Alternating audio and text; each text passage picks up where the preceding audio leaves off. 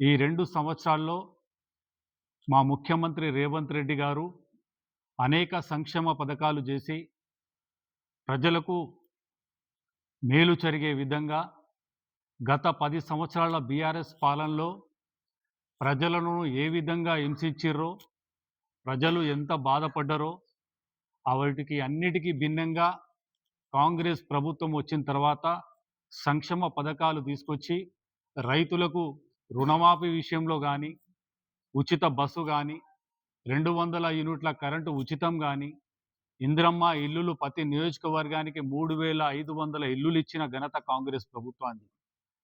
అలాగే రేషన్ కార్డులు గత బీఆర్ఎస్ పాలనలో ముఖ్యమంత్రి కేసీఆర్ గారు ఇంటింటి సర్వేలు చేపించి ఆరోగ్యశ్రీ పథకం అప్పుడు ముఖ్యమంత్రి వైఎస్ రాజశేఖర రెడ్డి గారు ఉన్నప్పుడు పేదోడికి వైద్యం అందే విధంగా ప్రతి పేదోడు కార్పొరేట్ హాస్పిటల్లో కూడా వైద్యం అందించుకోవాలి, ఆరోగ్యం బాగుండాలని ఆరోగ్యశ్రీ పథకాన్ని తీసుకొస్తే కేసీఆర్ గారు ఇంటింటి సర్వేలు చేపించి ఆరోగ్యశ్రీని కూడా తుడిచివేస్తే మళ్ళీ ముఖ్యమంత్రి రేవంత్ రెడ్డి గారు వచ్చిన తర్వాత ఆరోగ్యశ్రీని కూడా 10 లక్షల వరకు పేదోడికి వైద్యం అందే విధంగా అందుబాటులోకి తెచ్చినటువంటి కాంగ్రెస్ ప్రభుత్వం మాది. ఇవన్నీ విషయాలు ఎందుకు చెప్తున్నానంటే ఈరోజు బీఆర్ఎస్ పార్టీ నాయకులు ఇక్కడ స్థానికంగా ఉన్న ఎమ్మెల్యే హరీష్ రావు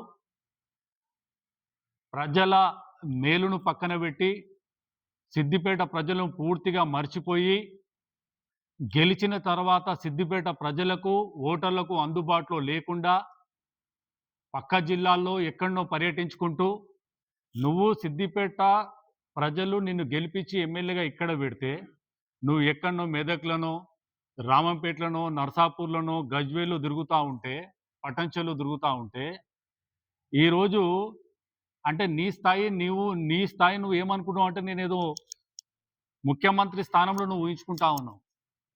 నీ స్థానాన్ని మరిచి నువ్వేదో పెద్దగా చూసుకునే ప్రయత్నంలో చేస్తూ ఉంటే నిన్నటికి నిన్న గజ్వేల్ నిన్నుకు ఏ విధంగా బుద్ధి చెప్పిరో ఆ గజ్వేల్ ఓటర్ ప్రజలు నిన్న నువ్వు ఓట్లు అడగడానికి పోతుంటే అక్కడ స్థానిక ఎమ్మెల్యే ఎవరు? కేసీఆర్ ప్రజలను ఓటు అడగడానికి కూడా అహంకార ధోరణితోని ఫామ్ హౌస్లో వండుకుంటే ఇక్కడ ఎమ్మెల్యే ప్రాతినిధ్యం వహిస్తున్నటువంటి హరీష్ రావు గజ్వేల్లో ఓట్లు అడిగితే అప్పుడు ఆ ఏదైతే డ్యాము కింద కిష్టాపూర్ తోగుట మండలంలోని ఏదైతే బాధితులంతా ఉన్నారో ఈరోజు గజ్వేల్లో నివాసం ఉంటున్నారు, పునరావాసం కల్పిస్తుంది ఈ ప్రభుత్వం. వాళ్ళని ఓటడడానికి పోతే గజ్వేల్ ప్రజలు ఏం చేసిరు? నేను చెప్పులతో స్వాగతం పలికిరు, చెప్పులు విసిరేసి నీకు స్వాగతం పలికి బుద్ధు రావాలని తీసుకొచ్చిరు. అయినా కూడా హరీష్ రావుకు సిగ్గొస్తలేదు. నువ్వు ఏదో ఊహించుకుంటున్నావు. సేమ్ గజ్వేల్లో ఏదైతే చెప్పులు నీ మీద విసిరిర్రో అదే సిద్దిపేటలో కూడా రానున్న మున్సిపల్ ఎన్నికల్లో కూడా కాబోతా ఉంది. మిస్టర్ హరీష్ రావు అని హెచ్చరిస్తా ఉన్నా. సిద్దిపేట ప్రజలను ఎట్లాగో నువ్వు మోసం చేసినావు, ఇటు రైతాంగాన్ని మోసం చేసినావు. ఉద్యోగాలు ఇయ్యక సిద్దిపేట ప్రజలందరూ ఈరోజు ఎంతోమంది నిరుద్యోగులు సిద్దిపేటలో రోడ్ల మీద పడుతున్నారు ఉన్నంత చదువులు చదివి. ఒక్క ఫ్యాక్టరీ కూడా తీసుకురాకుండా ఏ ముఖం పట్టుకొని నువ్వు మెదక్ల ప్రచారం అక్కడక్కడ ప్రచారం చేస్తున్నావు అని నేను సూటిగా ప్రశ్నిస్తున్నా. ఇక ఈ మున్సిపాలిటీ పరిధికి వద్దాం. ఈ వాళ్ళ ప్రభుత్వంలో 10 ఏళ్ల ప్రభుత్వంలో అప్పటి కేటీఆర్ మున్సిపల్ శాఖకు మంత్రిగా ఉండే. ఈ రాష్ట్రంలో ఎన్ని మున్సిపాలిటీలు అభివృద్ధి లేకుండా కుంటిపడి ఉన్నాయో ఒక్కసారి ఆత్మవిమర్శన చేసుకోవాలి. ఒకప్పుడు గ్రామాలలో పోవాలంటే మన గ్రామాలలో అంతా అభివృద్ధి లేక, రోడ్లు లేక, లైట్లు లేక, సరైన డ్రైనేజ్ వ్యవస్థ లేక, మంచినీటి సదుపాయాలు లేక గ్రామాలంతా కుంటిపడి ఉన్న తరుణం ఒక తరుణంలో ఉండే. కానీ ఈ మున్సిపల్ శాఖ మంత్రి కేటీఆర్గా ఉన్నప్పుడు అన్ని మున్సిపాలిటీలు రాష్ట్రంలో 119 నియోజకవర్గంలో అన్ని మున్సిపాలిటీలు కూడా కుంటిపడి ఉన్నాయి. ఎక్కడ చూసినా కూడా మున్సిపాలిటీలో అంధకారం. మన పక్కకున్న మున్సిపాలిటీ దుబ్బాకి చూడండి, ఇంకా ఏ మున్సిపాలిటీ కన్నా మీరు పోండి, ఇప్పటికి కూడా సీసీ రోడ్ల నిర్మాణాలు లేవు మున్సిపాలిటీలలో. డ్రైనేజ్ వ్యవస్థ పూర్తిగా విఫలం చెందింది. లైట్ల సదుపాయం లేదు, మంచినీటి సదుపాయం లేదు. ఇలాంటి కుంటుపడి వ్యవస్థ మున్సిపాలిటీలకు బడ్జెట్ కేటాయించకుండా, మున్సిపల్ శాఖకు సరైన బడ్జెట్ కేటాయించకుండా, మున్సిపాలిటీలను అభివృద్ధి చేయకుండా వెనుకబడి చేసినటువంటి నీచమైన చరిత్ర బీఆర్ఎస్ పార్టీ ప్రభుత్వం అప్పుడు చేస్తున్నటువంటి ప్రభుత్వం.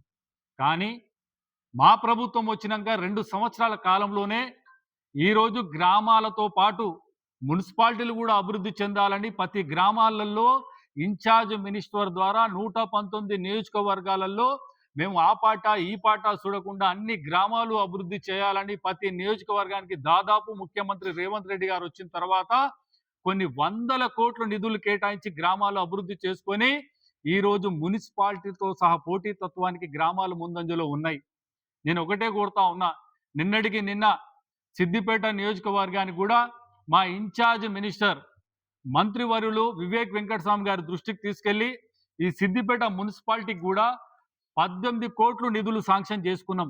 ఎందుకనంటే సిద్దిపేట అభివృద్ధి చెందాలనే ఉద్దేశంతో ప్రపోజల్ తీసుకుపోయి మంత్రి గారికి ఇచ్చేసి సీఎం గారి దృష్టికి తీసుకుపోయి సిద్దిపేట మున్సిపాలిటీ అభివృద్ధి చెందాలని 18 కోట్ల రూపాయలు మేము తెచ్చుకున్నాం.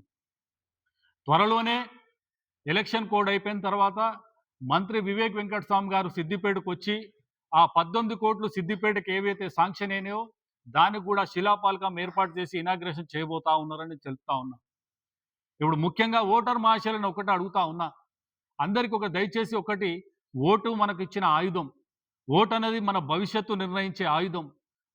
ఓటు అనేది మన గ్రామాలు అభివృద్ధి చేసుకోవడానికి జరుగుతున్నటువంటి ఓటక్కు, మన పట్టణాలు మన వార్డులు అభివృద్ధి చేసుకునే ఓటక్కు. ఈరోజు బీఆర్ఎస్ పార్టీ నాయకులు బావొక దిక్కు బామ్మడిదొక దిక్కు. ఇటు ఎట్లాగో సిరిసిల్ల ఓడిపోతా ఉన్నాం, హరీష్ రావు ఎక్కడైతే కాలు పెడుతుండో అన్ని స్థానాలు ఓడిపోతా ఉన్నాయి, సర్వే రిపోర్ట్లు చెప్తా ఉన్నాయి. గజ్వేలు పోతే అక్కడ కూడా కాంగ్రెస్ వస్తూ ఉంది, దుబ్బాకు పోయినా దుబ్బాకులో కాంగ్రెస్ ప్రభంజనం జరుగుతూ ఉంది. నువ్వు మెదక్లో తిరుగుతా ఉన్నావు, మెదక్లో మా హనుమంతరావు గారు ఉన్నారు, అక్కడ డైనామిక్ ఎమ్మెల్యే రోహిత్ గారు ఉన్నారు. అక్కడ కూడా రామంపేటలో కానీ మెదక్లో కానీ కాంగ్రెస్ రాబోతా ఉంది. సిద్దిపేటలో రానున్న ఎన్నికల్లో కూడా సిద్దిపేట మున్సిపాలిటీని కూడా కాంగ్రెస్ కైవసం చేసుకోబోతా ఉంది. ఎప్పుడు ఎన్నికలు వచ్చినా సిద్దిపేట 43 వార్డులలో కాంగ్రెస్ పార్టీ శ్రేణులు సిద్ధంగా ఉన్నారు, నాయకులు సిద్ధంగా ఉన్నారు. ఈ పండుగ శివరాత్రి అయిపోయిన తర్వాత, ఎన్నికల కోడ్ అయిపోయిన తర్వాత సిద్దిపేటలో ఎన్నికల శంఖారావం మోగించి ప్రతి వార్డులో కాంగ్రెస్ పార్టీ జెండా ఆవిష్కరణ చేయబోతా ఉన్నాం, ప్రజల వద్దకు పోతా ఉన్నాం.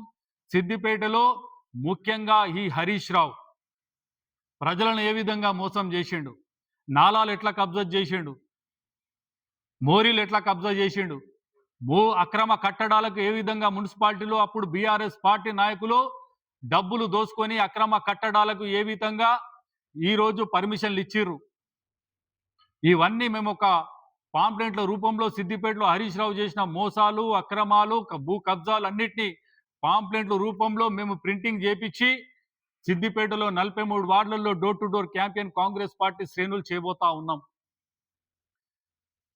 ఈరోజు మీ బీఆర్ఎస్ పాలనలో ఎట్లాగో మురికి కాలువలు మొత్తం మీరు మూసయించారు. మురికి కాలువలను మూసయించి మురికి కాలువల పక్కనే మీరు బిల్డింగ్లు కట్టిర్రు, పెద్ద పెద్ద అపార్ట్మెంట్ కట్టిర్రు, కమర్షియల్ బిల్డింగ్లు కట్టిర్రు. నేను ఓటర్లను ఒక్కడిని అడుగుతా ఉన్నా, ఇప్పుడు మంచి అవకాశం మనకు వచ్చింది. కాంగ్రెస్ ప్రభుత్వం 2 సంవత్సరాలైనా కూడా మంచి పథకాలు తీసుకొచ్చి ప్రజలకు పోతా ఉన్నాం. మనకు అభివృద్ధి జరగాలంటే ఈ మురికిని తూడ్చేద్దాం. కొత్త ప్రభుత్వంలో కొత్త నాయకత్వాన్ని, కాంగ్రెస్ ప్రభుత్వం బలపరిచినటువంటి నాయకత్వాన్ని ఈ ఉమ్మడి మెదక్ జిల్లాలో ఎక్కడ కాంగ్రెస్ పార్టీ రాష్ట్రంలో కానీ ఉమ్మడి మెదక్ జిల్లాలో కానీ ఎక్కడ కాంగ్రెస్ పార్టీ అభ్యర్థులు కౌన్సిలర్గా పోటీ చేసి మీ గడప గడపకు తిరుగుతా ఉన్నారు, రాష్ట్రంలో చేసినటువంటి అభివృద్ధి కార్యక్రమాలను ప్రజల వద్దకు తీసుకొచ్చి ఒక మంచి విశ్వాసాన్ని, నమ్మకాన్ని ప్రజలలో ఏదైతే ముమ్ము చేస్తున్నారో వారికి రేపు ఇయాలటికి ఎన్నికల ప్రచారం అయిపోతా ఉంది. మీరందరూ జరగబోయే 11వ తారీఖు ఎన్నికల పోలింగ్ రోజు ఓటర్ మహాశయులంతా మీ ఓటును వినియోగించుకొని పోలింగ్ కేంద్రాలలో అత్యధికంగా ఓటర్లో పాల్గొని కాంగ్రెస్ ప్రభుత్వం బలపరిచినటువంటి అభ్యర్థి కౌన్సిలర్ను చేతు గుర్తుకి మీ అమూల్యమైన ఓటు వేసి మా కాంగ్రెస్ పార్టీ అభ్యర్థులు గెలిపించాలని నేను మనస్ఫూర్తిగా కోరుతా ఉన్నాను. ఈ హరీష్ రావు కానీ ఇటు కేటీఆర్ కానీ అన్ని తప్పుడు ప్రచారాలు చేసుకుంటూ ఎన్నికలకు పోతా ఉన్నారు.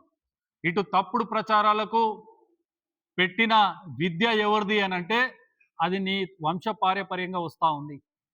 కేసీఆర్ కూడా అప్పుడు తెలంగాణ ఉద్యమంలో ఏమని చెప్పిండు, తెలంగాణను సాధించుకున్న తర్వాత తెలంగాణ కాంగ్రెస్ ప్రభుత్వం తల్లి సోనియమ్మ ఇస్తే కరీంనగర్ బహిరంగ సభలో చెప్పిండు, నిండు అసెంబ్లీలో కూడా చెప్పిండు. తెలంగాణ ఇచ్చింది సోనియమ్మ అని నిండు అసెంబ్లీలో కేసీఆర్ చెప్పిండు. తెలంగాణ కాంగ్రెస్ పార్టీకి ఇట్లా ప్రకటిస్తే మా పార్టీని అప్పుడు టీఆర్ఎస్ పార్టీ ఉంది. టీఆర్ఎస్ పార్టీని కాంగ్రెస్ పార్టీలో విలీనం చేస్తా అని చెప్పి తప్పుడు ప్రచారాలు చేసి తెలంగాణ ఇచ్చిన తర్వాత యూటర్న్ చేసుకున్నటువంటి నీచమైన చరిత్ర కేసీఆర్. ఎగ్జాంపుల్గా చెప్తా ఉన్నా. తర్వాత ఏం చెప్పినావు? అమరవీరులకు తెలంగాణ ఉద్యమంలో ఎంతోమంది అమరవీరులు తెలంగాణ ఉద్యమం గురించి ఆత్మ బలిదానాలు చేస్తే అమరవీరుల కుటుంబాలను ఆదుకుంటా అని చెప్పి అప్పుడు కేసీఆర్ చెప్పి తర్వాత గద్దెనెక్కిన తర్వాత అమరవీరుల కుటుంబాలను పూర్తిగా మర్చిపెట్టిన సంఘటన నీది. తెలంగాణ ఉద్యమంలో దాదాపు 1200 మంది ఆత్మ బలిదానాలు చేసుకుంటే నువ్వు 600 మంది 300 మందిని లెక్క చెప్పే ప్రయత్నం చేసినావు ఈ తెలంగాణ రాష్ట్రానికి. ఒకవైపు ఆంధ్రప్రదేశ్లో మా పార్టీ నష్టం జరుగుతున్నా కూడా తెలంగాణ బలిదానాలు కాకూడదని తల్లి సోనియమ్మ తెలంగాణ ప్రకటించి ఈరోజు మనకు ఒక మనోధైర్యాన్ని మన స్వేచ్ఛనిచ్చినటువంటి తల్లి సోనియమ్మ. నువ్వు తెలంగాణ గురించి మా తల్లి సోనియమ్మ కాలు మొక్కినవు, కానీ తర్వాత విమర్శించే స్టేజ్కి వచ్చినావు నువ్వు. ఈ అల్లుడు ముత్యానికి వద్దాం. హరీష్ రావు ఏం చెప్పిండు?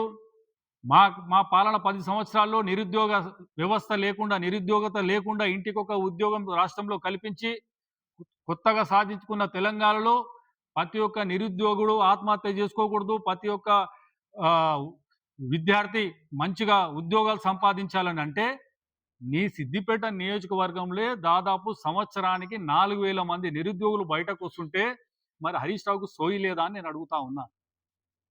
ఎందుకు నిరుద్యోగులను కేవలం నువ్వు బీఆర్ఎస్ పార్టీలకు కార్యకర్తలాగా వాడుకుంటున్నావు అని హరీష్ రావును ప్రశ్నిస్తున్నా. వాళ్లకు లేని అలవాట్లను నువ్వు నేర్పించి నీ పార్టీ మనుగడకు చూపిస్తా ఉన్నావు. నిన్నటికి మొన్న మీరు చూసిరు, రాష్ట్రంలో ఎక్కడ సర్పంచ్ ఎన్నికలు జరిగినా కాంగ్రెస్ పార్టీ ప్రభంజనం జరిగింది. ముఖ్యమంత్రి రేవంత్ రెడ్డి గారి పాలనలో మా పిసిసి అధ్యక్షులు మహేష్ కుమార్ గౌడ్ గారి నేతృత్వంలో రాష్ట్రంలో కాంగ్రెస్ పార్టీ ప్రభంజనం వచ్చింది సర్పంచ్ ఎన్నికల్లో. అదే ఎన్నికల ప్రభంజనం ఇప్పుడు మున్సిపల్ ఎన్నికల్లో కూడా రాబోతుంది అని గంటాపదంగా చెప్తా ఉన్నా. ఈ రాష్ట్రంలో మున్సిపల్ చైర్మన్లు కానీ కౌన్సిలర్ కానీ అత్యధిక స్థానాలు కాంగ్రెస్ కోటలకు రాబోతా ఉన్నాయి. కాంగ్రెస్ కైవతం చేసుకోబోతా ఉంది. రానున్న ఎన్నికలు ఎంపీటీసీ జెడ్పీటీసీ కానీ సిద్దిపేట మున్సిపల్ ఎన్నికలు కానీ ఇంకా 2 నెలల తర్వాత మే 7వ తారీఖు సిద్దిపేట మున్సిపల్ టైం అయిపోతా ఉంది. ఎన్నికల షెడ్యూల్ ఎప్పుడు వచ్చినా కూడా సిద్దిపేటలో ఈసారి మాత్రం ఖచ్చితంగా 100కు 100% మున్సిపాల్లో ఎగరబోయేది కాంగ్రెస్ జెండని అని నేను తెలియజేస్తా ఉన్నా. ఇక్కడ ప్రచారం ఈసారి హరీష్ రావు చేసిన మోసాలే మాకు ఒక ఎజెండాగా మారుతా ఉంది. మేము కొత్తగా చెప్ప అవసరం లేదు. ఇంటింటికి పోతాం.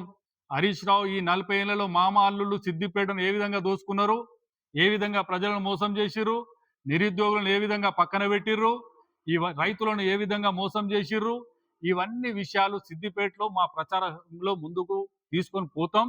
ఇక్కడ కూడా హరీష్ రావుకు బుద్ధి చెప్పే ప్రయత్నం చేస్తామని తెలియజేస్తాం.